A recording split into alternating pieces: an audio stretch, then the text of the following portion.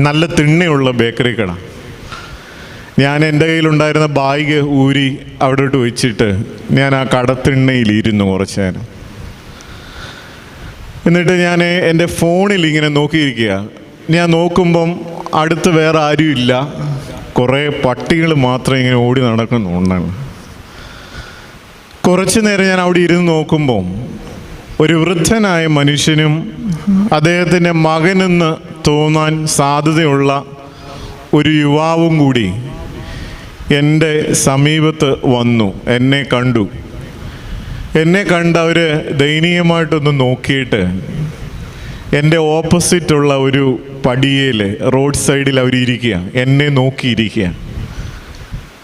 ഞാൻ വളരെ കൗതുകത്തോട് എവരെയും നോക്കിയിരിക്കുക.